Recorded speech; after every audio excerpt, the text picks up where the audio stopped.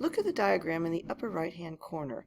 Notice that this diagram describes a way to uniquely identify a point using its x and y coordinates.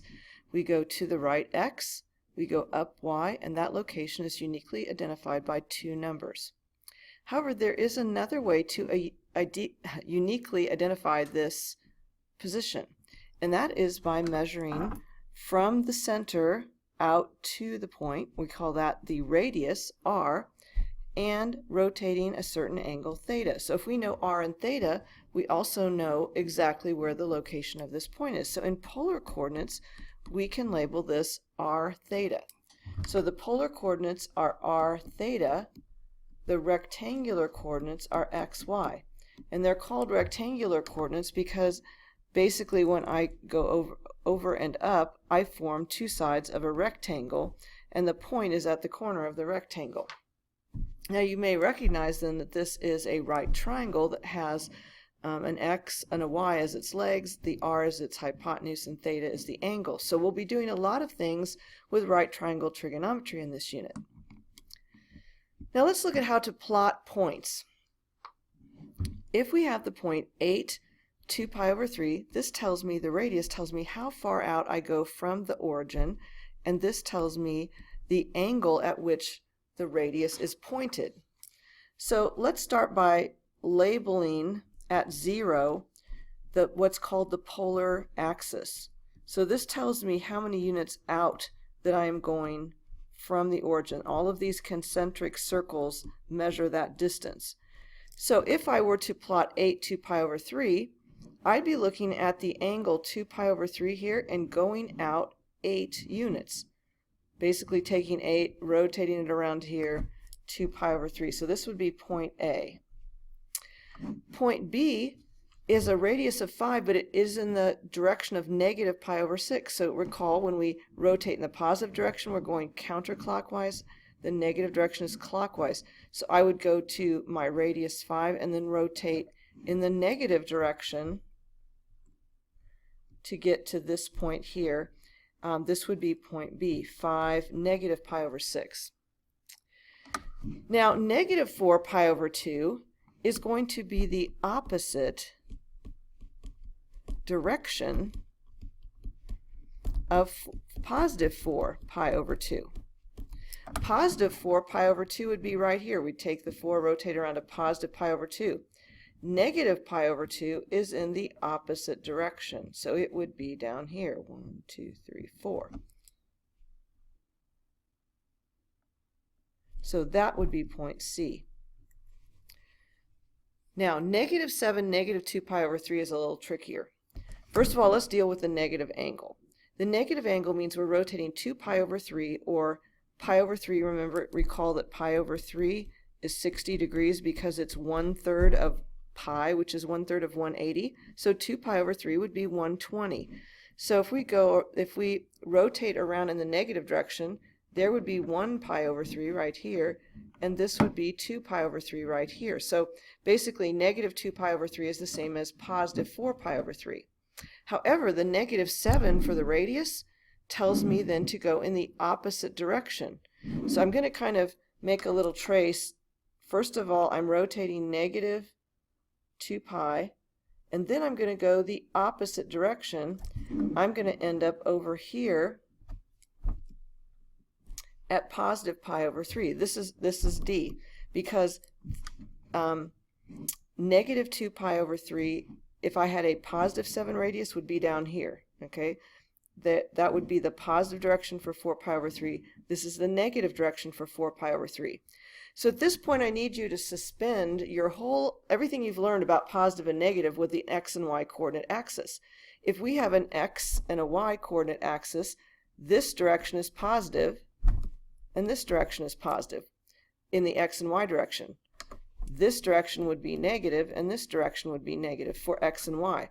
But that is not true for polar. Whatever angle I'm looking at, the positive direction is in the direction of that angle. So this would be positive radius for 2 pi over 3. This would be the negative radius for 2 pi over 3. So if I wanted to graph negative 8 2 pi over 3, it would be down here. So we just have to think opposite figure out where the angle is, and then if r is negative, just go in the opposite direction from that angle, 180 degrees in the opposite direction. Okay, last two to plot. What if r is 0 and then we have an angle?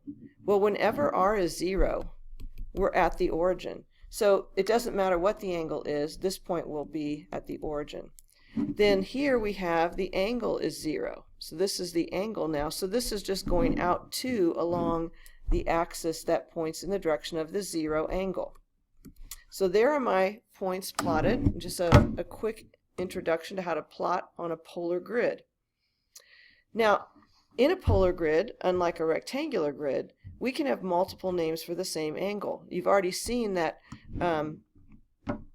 for example, when I went to -7, -2 pi over 3, I could have also called that +7, 4 pi over 3. Same point. Or sorry, this would be +7, 4 pi over 3. Not a good example. Sorry about that.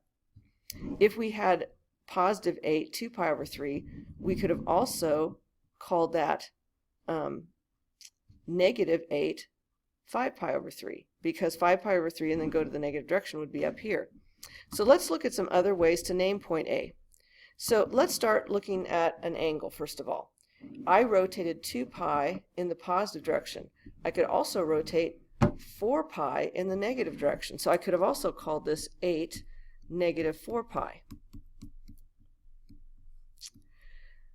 And then, as I said, I could make the radius negative. If I made the radius negative, I would have to use, I'm trying to find point A again, recognize. So +8, 5 pi over 3 would be right here, but -8, 5 pi over 3 then would go the opposite direction. So I'm going to pick an angle that is in the opposite direction from my original angle and then just make my radius negative. The other one I could do is using that same idea, but instead of calling it 5 pi over 3, I'm going to go backwards and call it -1 pi over 3. So those are all 4 different ways to name that point. I also could name points using coterminal angles.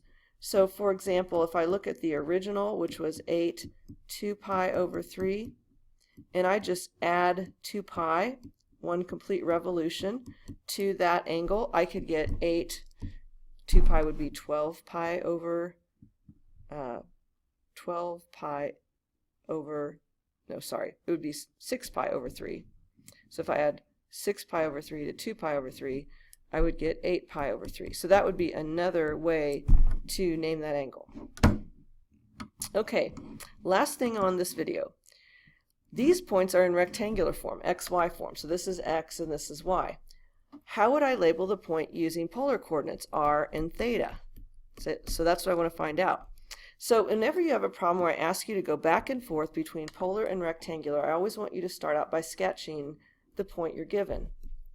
So here's the point 3, 0. If I want to name this in polar form, I need to know R and I need to know theta. So R is the distance out from the origin. So in this case, R is 3. Theta is the angle of rotation, or the angle in which the point is the direction of this point. All right? Well, this is just 0 degrees or 0 radians. So it's exactly the same in polar and rectangular, except that the 0 means radians instead of a distance now. 0, 5 is up here. There would be this point. Now, the radius here is the distance from the origin, so the radius is 5. The angle is the angle of rotation, which in this case would be pi over 2. So it's in the direction of the angle pi over 2, 5 units out from the origin. -4, 0 is right here. Notice that the radius is not negative necessarily, okay? This is we're going 4 units out in the direction of what angle? We're going 4 units out in the direction of the angle pi. Now, I could have called it -4 if I'd made my angle 0. But this is probably a preferable way to name this in polar form. Last one, going -2 here. Here's my point. Now notice my radius is 2, but it's in the direction of the angle 3 pi over 2 because I'm going all the way around.